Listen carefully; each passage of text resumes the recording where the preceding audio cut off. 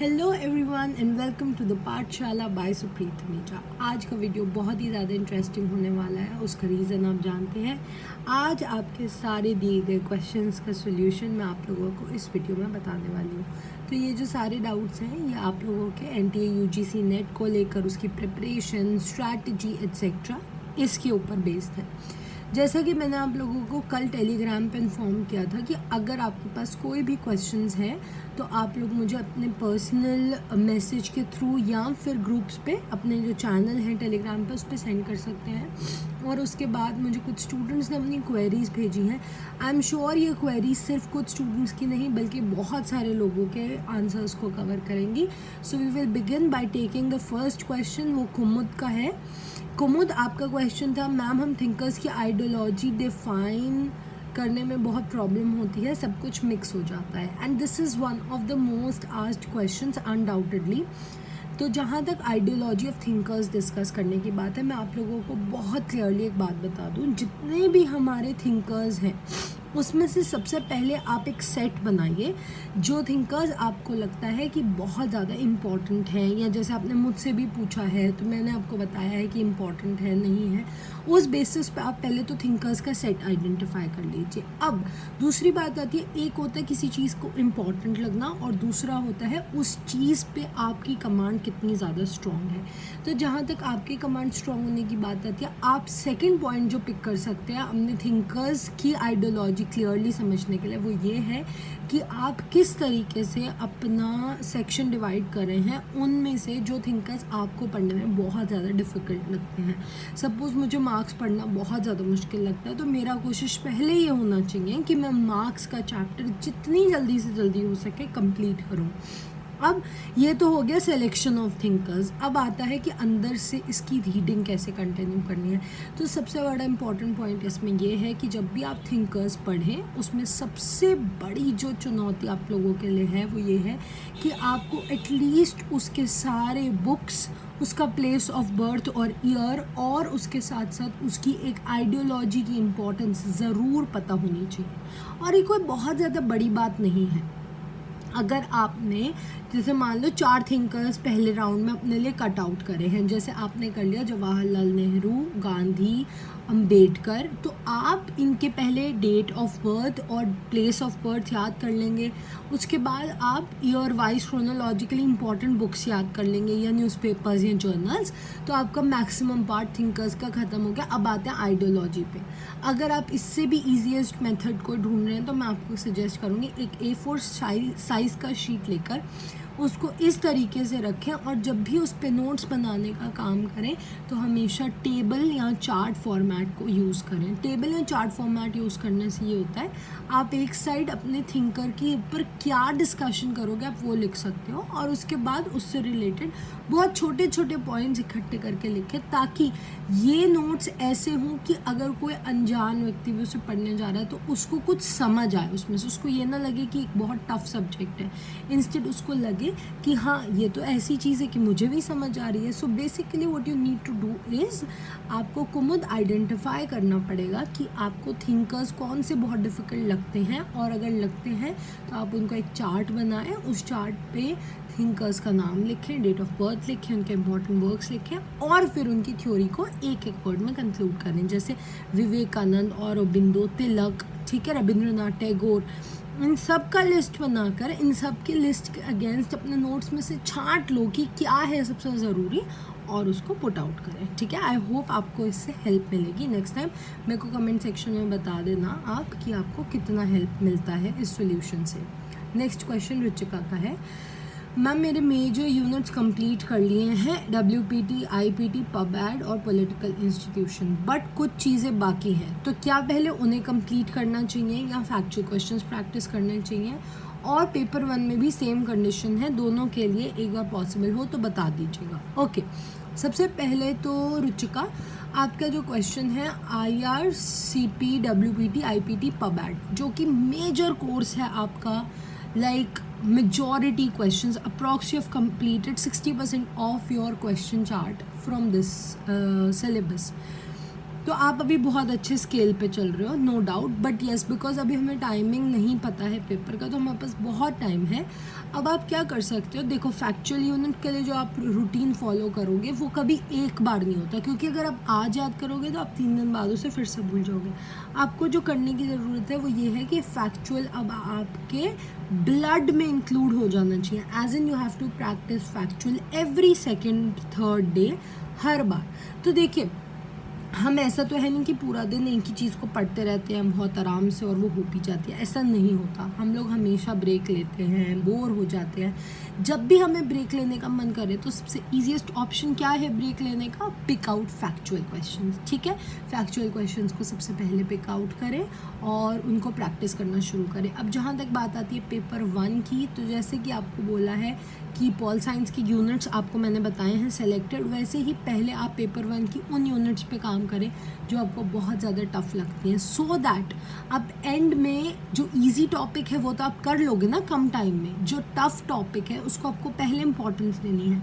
तो जब अगर आपको पता है कि आपका पॉल साइंस का मेजर सिलेबस कंप्लीट हो गया है, तो इस वक्त को यूटिलाइज़ करें। क्या क्या करने में, पहली बार अपने पेपर 1 के टफ यूनिट्स को कवर करें, और दूसरा सबसे इम्पॉर्टेंट चीज़ जो आपको करने की ज़रूरत है वो ये है कि आप आइडेंटिफाई करें कि आप कौन से दिन हफ्ते में, दूसरे दिन, तीसरे दिन अपना फैक्चुअल पोर्शन या PYQ को देना चाहते हैं।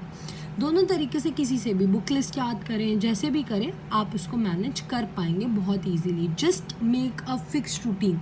जैसे हर वेडनेसडे मैंने डिसाइड किया कि मुझे फैक्चुअल पढ़ना ही पढ़ना, तो कुछ भी हो जाए फैक्चुअल का टाइम मुझे निकालना ही पड़ेगा हर वेडनेसडे, ठीक है। अब आता है नेक्स्ट क्वेश्चन, सोनाली मैम जब क्वेश्चन सॉल्व करती हूँ तो लगता है क्वेश्चन इजी है एंड मार्क्स अच्छा आएंगे, बट जब करेक्शन होती है तो अनएक्सपेक्टेड क्वेश्चंस रॉन्ग होते हैं, ऐसा क्यों होता है, व्हाट टू डू।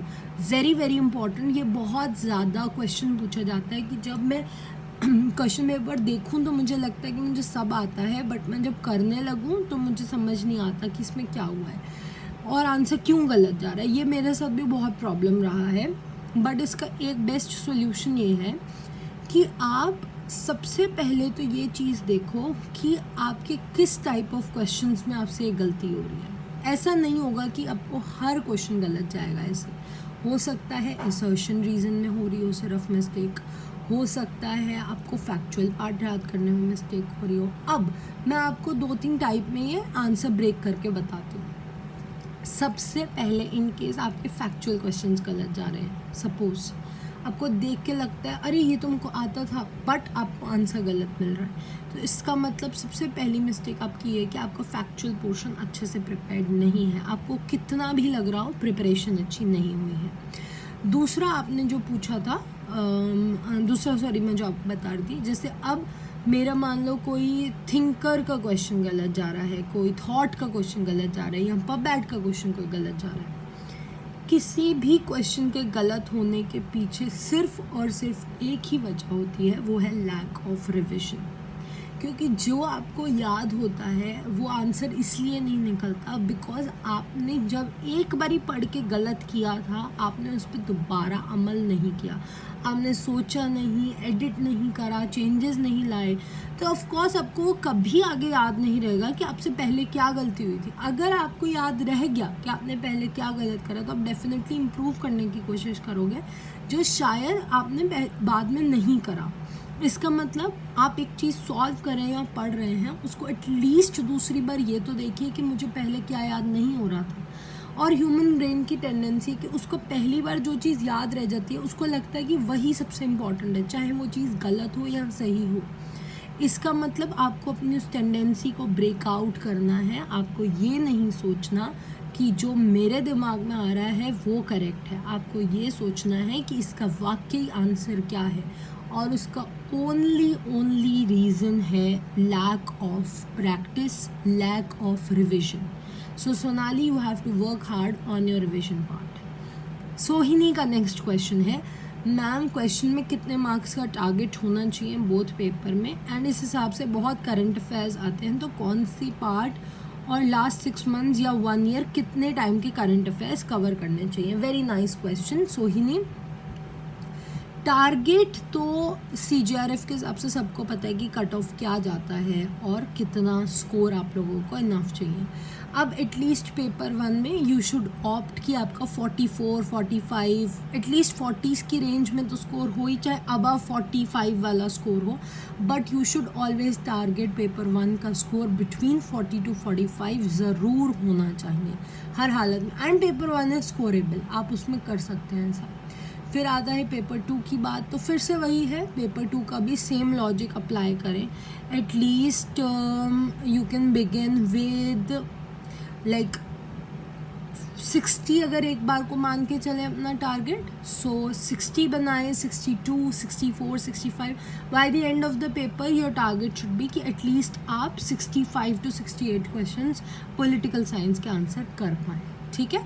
और सोहिनी, जहाँ तक करंट अफेयर्स की बात है, बहुत सारे ऐसे क्वेश्चंस होते हैं जो अनएक्सपेक्टेडली आ जाते हैं, बट उन क्वेश्चंस की रेंज 1-2 इससे ऊपर नहीं जाती, जो कि बहुत टफ होते हैं. बट करंट अफेयर्स एटलीस्ट 1 साल के ज़रूर पढ़ें जब भी किसी कॉम्पिटिटिव एग्ज़ाम के लिए प्रिपेयर करें. At least 1 year of current affairs. सोहिनी के बाद नेक्स्ट क्वेश्चन आता है प्रीति का. मैम स्ट्रैटेजी में ये प्रॉब्लम है कि पेपर 2 तो रोज़ करते हैं, बट पेपर 1 बहुत पीछे चल रहा है. सो इतना सब कुछ manage plus daily live classes नहीं हो पाता. तो बिकॉज आप लोग प्लस स्टूडेंट्स हो और मैं आप लोगों का रूटीन बहुत अच्छे से वेल अवेयर हूँ उस बात से, तो मैं आप लोगों को इस क्वेश्चन के आंसर में एक चीज़ बताना चाहती हूँ कि आपको अपना टाइम डिस्ट्रीब्यूट करना है बहुत स्ट्रिक्टली. देखो, लाइव क्लासेस का टाइमिंग फिक्स्ड है, हर बार की तरह फिक्स्ड होता है कि कब कौन सी क्लास होनी है, कितने बजे होनी है और कितनी देर की होनी है. अपना टाइम स्लॉट प्लीज़ उस हिसाब से ही डिस्ट्रीब्यूट करें जिस हिसाब से क्लासेस हैं. तो अगर आपने क्लास लेनी ही है, ऑफ कोर्स लेनी है, बिकॉज हम लाइव क्लास का शेड्यूल पीछे नहीं कर सकते. So what is the effective way to cover this? Effective way is आप अपने टाइम टेबल में रिविजन के स्लॉट्स फिक्स कर लें. पेपर 1 क्या, पेपर 2 क्या, ये सब कुछ फिक्स करिए. अगर आप नहीं फिक्स करोगे तो आप रोज़ परेशान होंगे, क्योंकि आपका एक पार्ट ज़्यादा कंप्लीट हो जाएगा, एक कम हो जाएगा. अगर आपको लग रहा है कि आपका पेपर 1 पीछे चल रहा है, तो why not give it 3 or 4 hours extra as compare to paper 2 और as compare to other things जो अभी आप कर रहे हो. ठीक है. ओके.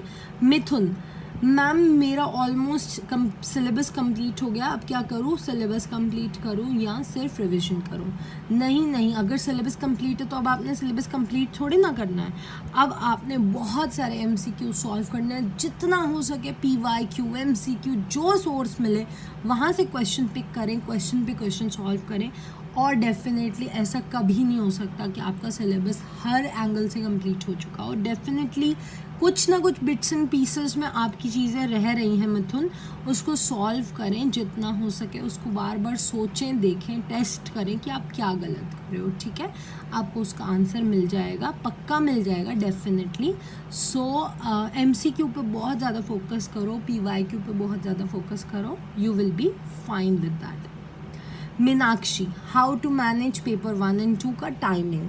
ओके मीनाक्षी, आपका जो क्वेश्चन था उसके हिसाब से आपने मेरे को ये बोला था कि आपको समझ नहीं आ रहा है कि पेपर 1 और पेपर 2 का टाइमिंग कैसे डिस्ट्रीब्यूट करा जाए, क्लासेस एंड ऑल.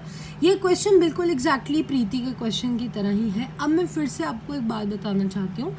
प्लीज़ सबसे पहले आप सबसे बड़ी गलती जो करें वो है एक फ़िक्स टाइम टेबल ना बनाना. आप लोग फ़िक्स टाइम टेबल जब तक नहीं बनाएंगे आपको कोई फ़ायदा नहीं होगा. Make a time table, put out your hours clearly और हर दिन सिर्फ उसी को ही फॉलो करें. जैसे आपको ये था कि मैम आपकी 10:30 बजे तक अब रोज़ पेपर 1 की क्लास होगी, तो मैं क्या करूँ? तो आपके पास पूरा दिन फ्री है. अगर आप मेरी स्पेशल यूट्यूब में आ रहे थे तो अब आपके पास वो स्लॉट्स फ्री हो गए हैं, उसको रिविजन में डालिए और रात का स्लॉट फ्री करिए. तो टाइम टेबल मूव करते रहिए और टाइम टेबल पे ही स्टिक रहो. जब तक आप टाइम टेबल फॉलो करोगे आपको सक्सेस मिलेगी. अगर आप अपने टाइम टेबल पे स्ट्रिक्ट नहीं रहते हो तो वो बहुत बड़ी प्रॉब्लम की बात हो जाएगी. ठीक. अब आता है last question of today's session, जो कि कल्पना का है. Why do I get stuck to only one option again and again. जो पहली बार लगता है मुझे लगता है वही करेक्ट आंसर है. सोचने का मन नहीं करता या ज़्यादा सोच नहीं पाते हैं क्वेश्चन पे. ये टेंडेंसी एक सोनाली का जो क्वेश्चन था उस टेंडेंसी से बिल्कुल कनेक्टेड है। आप बार बार अपने आंसर को सच इसलिए मानने लगते हैं क्योंकि आपने उस पर करेक्शन नहीं किया होता जब आप रिवाइज या पढ़ रहे थे। अगर आप उस टाइम उस पर ध्यान दे लेते तो आप आज परेशान ना होते। So the key is Kalpana, go back and revise all the things at least 2 to 3 times, and specially जो गलत हुआ है उस पर बैठ कर सोच विचार करें। और दूसरी बात ये है, एग्ज़ामिनेशन हॉल में या किसी भी टेस्ट में थोड़े पेशेंस के साथ बिहेव करें जिससे कि आपको अपना क्वेश्चन सॉल्व करने का पूरा टाइम मिले। कोई भी इस तरह की जल्दी जो आपका आंसर गलत करा दे, उस जल्दी का कोई फ़ायदा नहीं है। So the first and most important step is to develop patience, जो कि आपको मैं इतने टाइम से जानती हूँ इसलिए मुझे पता है कि आपने अपने अंदर बहुत डेवलप किए हैं, but you still need to do it more.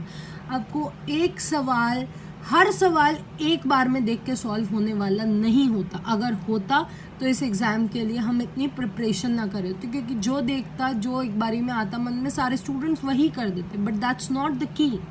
The key is to think over a question. कई क्वेश्चन ऐसे जिनको आप बिना सोचे नहीं कर सकते। आपको 2 या 3 मिनट देना पड़ेगा, उस पर विचार करना पड़ेगा, क्योंकि स्ट्रेट जो आंसर नज़र आता है वो कई बारी सही आंसर नहीं होता। सो आपको क्या ज़रूरत है, पहले अपने अंदर पेशेंस डेवलप करें और फिर आपके मन में आएगा मैं कैसे करूं। इसका एक ही इलाज है, जितना हो सके क्वेश्चंस प्रैक्टिस करें और अपने आप को पूरा टाइम दें। उस क्वेश्चन प्रैक्टिस के दौरान अपने आप को पूरा टाइम दें, समझें, क्योंकि एग्ज़ाम में तो आपके पास लिमिटेड टाइम है, बट जब आप घर पे प्रैक्टिस कर रहे हो तो आपके पास टाइम बहुत है। ठीक है, so I think with this we will end today's video. जितने स्ट्रैटेजी क्वेश्चंस मेरे पास आए थे, I try to take all of them.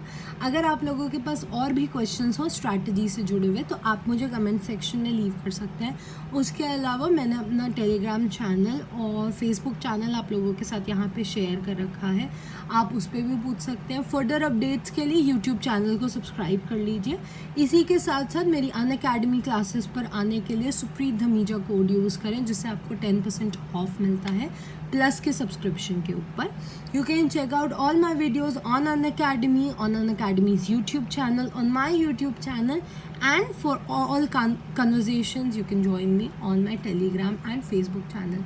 Now I'll see you in my next lecture. Thank you so much everyone. Have a wonderful day.